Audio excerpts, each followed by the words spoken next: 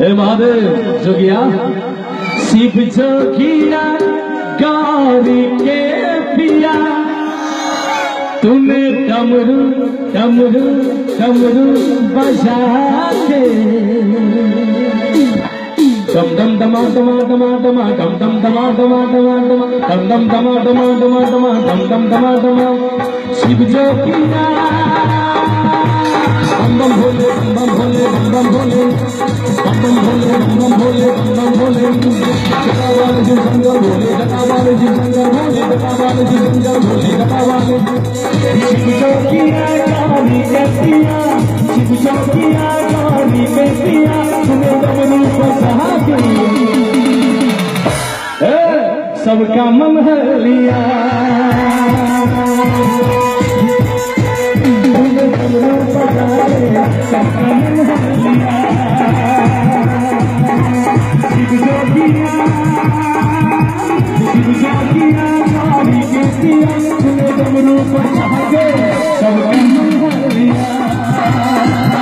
डमरू बजा के सबका मन हर लिया।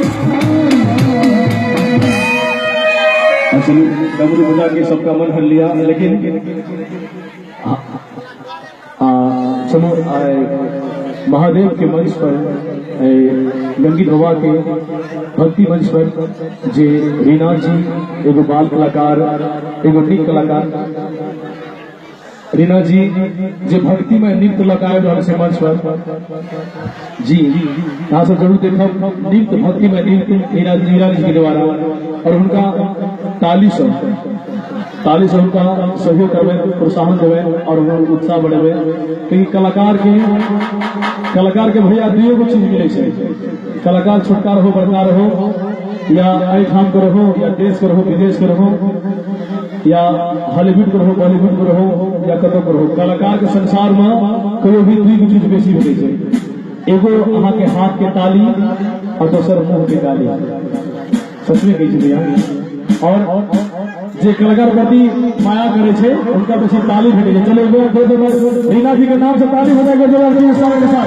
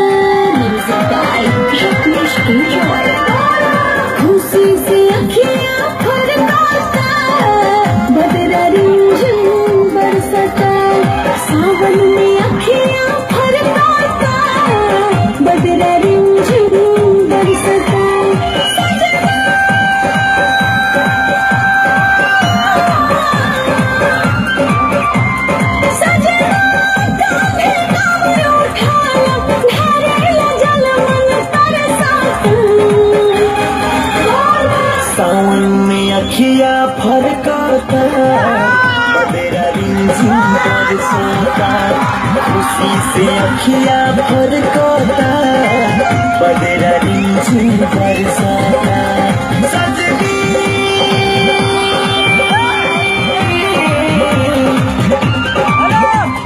सजनी कान्हे कांवर उठालो हारे लगल मन तरसता सावन में अखिया फरकता बदेरा बरसाता खुशी से अखिया फरकता रिंझिन बदेरा बरसाता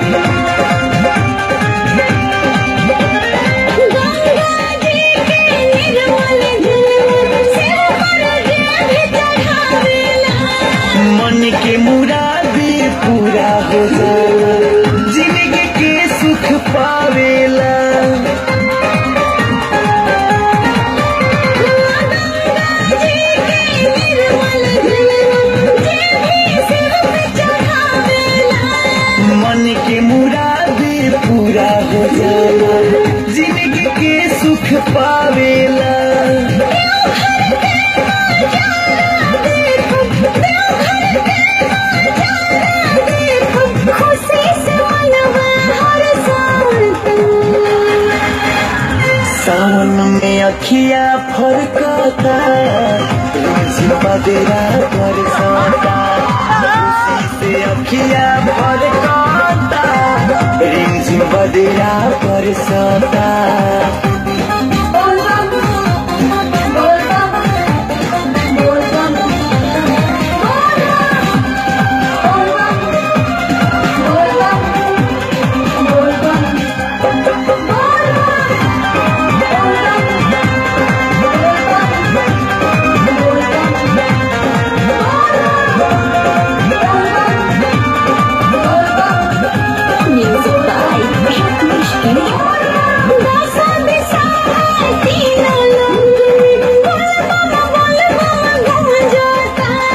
गेरुआ रंग में सफेद रंगा के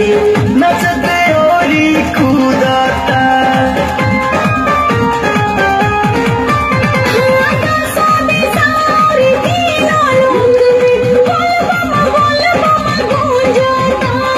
गेरुआ रंग में सफेद रंगा के नचते ओरी कूदता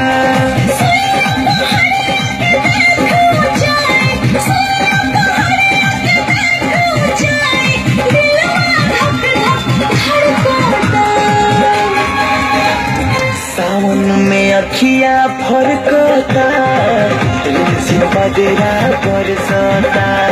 खुशी से अखिया फरकता रिमझिम बदरा बरसता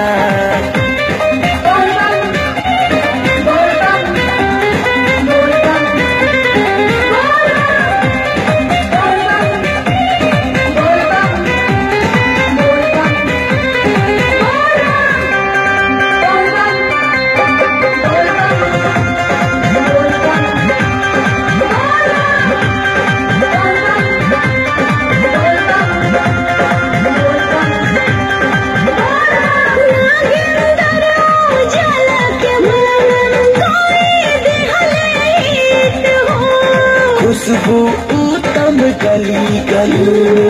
बजेला हमनी के गीत हो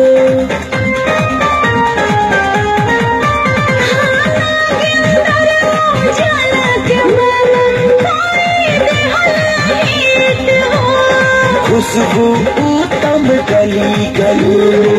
बजेला हमनी के गीत हो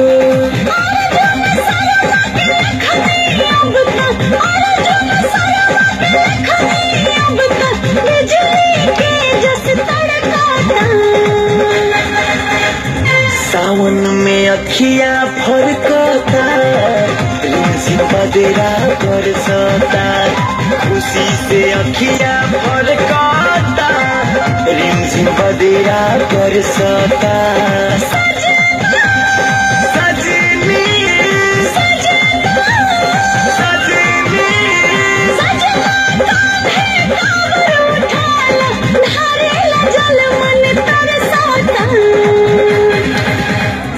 सावन में अखिया फरकता रिमझिम बदरा